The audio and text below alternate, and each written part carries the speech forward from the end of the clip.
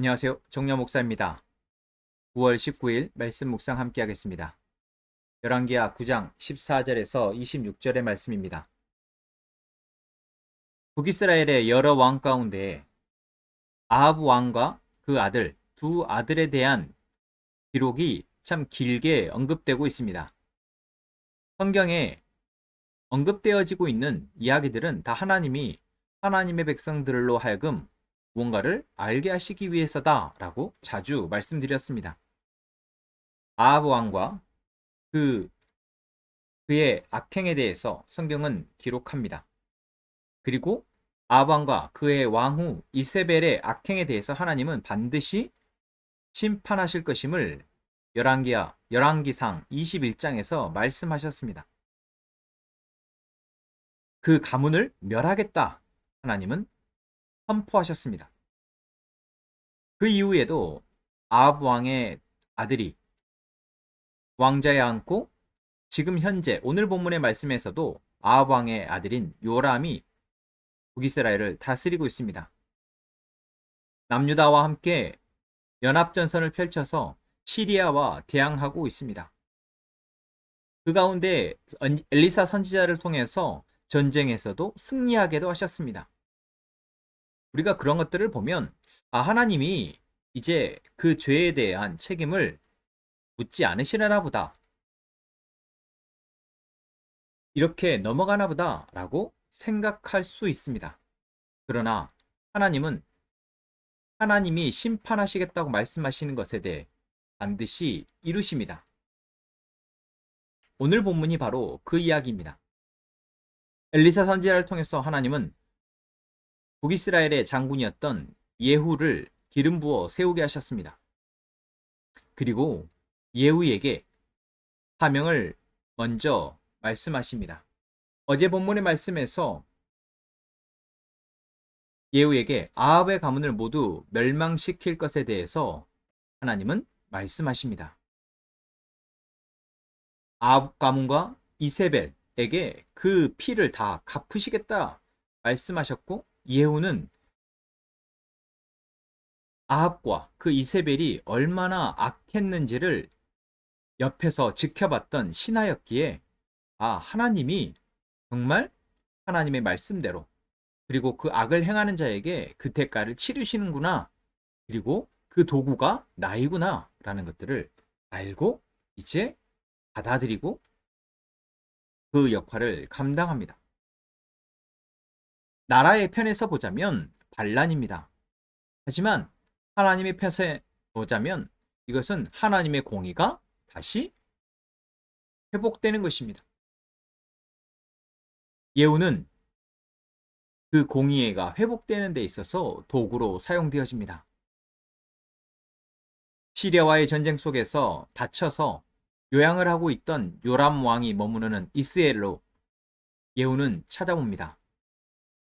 예후는 혼자만의 반란이 아니라 자기 주변에 함께 있던 장군들을 다 자기의 편으로, 그리고 대의가, 하나님의 공의가 자신에게 있음을 사람들에게 말해서 모두 자기의 편으로 만들고, 결국 요람 왕 앞에 나아가 요람 왕을 하나님의 심판에 대해 올려놓습니다. 그리고 분명하게 당신의 어머니 이세벨의 저지른 음행과 그 마술 행위가 극에 달했기 때문에 평화가 있을 수 없다라는 것을 말합니다. 오늘 본문에서 우리는 분명하게 알 수 있습니다. 하나님은 하나님의 약속을 반드시 이룬다. 그 약속은 무엇입니까? 하나님의 공의를 행하는 자에게는 복으로, 하나님 앞에 범죄하는 자, 하나님 앞에 자신이 자신의 삶의 주인인 것처럼 살아가는 사람들에게는 반드시 그 대가를 치르게 하시겠다라는 것입니다. 그것이 당장 이루어지지 않아서 우리는 괜찮은가 보다 라고 생각할 수 있지만, 하나님은 오늘 말씀 속에서 결국 그것이 이루어진다라는 것. 아합과 이세벨이 포도원을 얻기 위해서 무고한 사람을 죽였던 그 죄에 대해서 그대로 갚아주시는을 우리는 알 수 있습니다. 그래서 예후가 요람을 화살을 쏘아 죽이고 그 시체를 아합이 빼앗았던 포도원의 주인인 나봇의 밭에 던지라 말합니다. 그 죄가 어디에 있었는지를 사람들로 하여금 모두 알게 하기 위함이죠. 하나님께서는 오늘 우리에게 이 말씀을 통해서 말씀하십니다. 하나님인 분명 공의에 대해서는 복을 내리시고 공의롭지 못하고 하나님의 법에서 어긋나는 사람, 하나님 앞에 불순종하는 사람에 대해서는 반드시 책임을 물으시고 심판하신다라는 것. 지난주일 말씀 가운데서도 예수님이 땅 가운데 다시 오시는 이유는 심판하시기 위함이시다. 판결하기 위함이시다. 라고 말씀을 드렸습니다. 우리는 이것을 잊어서는 안 될 것입니다. 하나님은 우리에게 이것을 다시 상기케 하십니다. 시간이 흘렀지라도 상황이 다 바뀌고 그 아들일지라도 결국 그 부모의 죄에 대해서 그 피해값이 여전히 그들에게 회개되어지지 아니하고 그 문화와 그 정신이 자녀들에게 계승되어져 있다면 그것을 하나님은 반드시 심판하신다라고 말씀하십니다. 그래서 우리는 지금 우리가 하나님 앞에 바르고 정직하게 살아가야 한다라는 것이죠.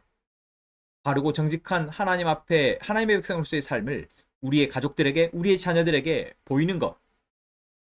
그것이 하나님이 우리의 삶의 주인 되어 주셔서 살아가는 복된 삶이며, 또한 반대로 우리가 그렇게 살아가지 못할 때 그것이 나뿐만 아니라 우리의 가족, 우리의 자녀들에게까지 하나님 심판, 하나님의 화를 미칠 수 있는 무서운 일이게 되는 그것을 명심하여 오늘 우리의 삶에 하나님의 공의와 하나님의 사랑을 가지고 그 기준을 가지고 살아가는 저희가 되어야 할 것입니다.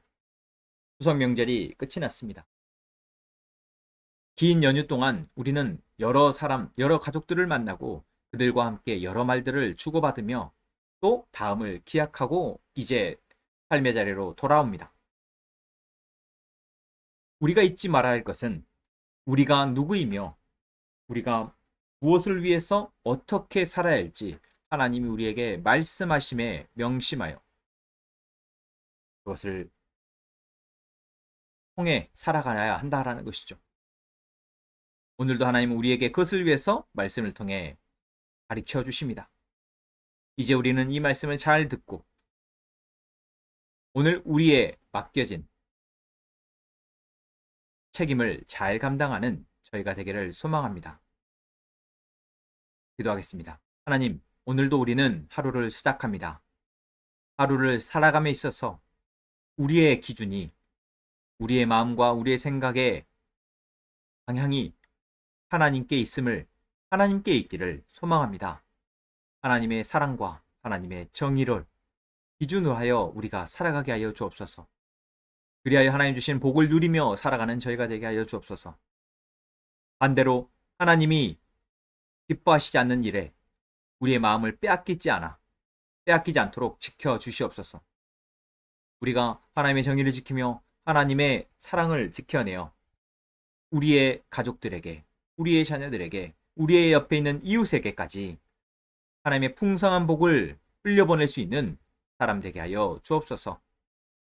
예수님의 이름으로 기도합니다. 아멘.